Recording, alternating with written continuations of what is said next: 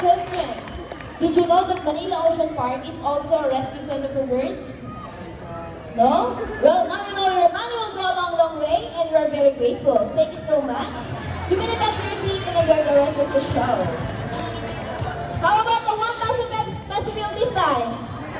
Wala na? Are you okay? Mom, we're just kidding. It's the Parrot Show. Please stand back here. Okay, Buddy, say something. Before Buddy gives her money back, he wants to give you a kiss. Is that okay? Okay, all you have to do is over your cheek and look at the camera. One more. How about on your hand? Please open your palm. Look at the camera.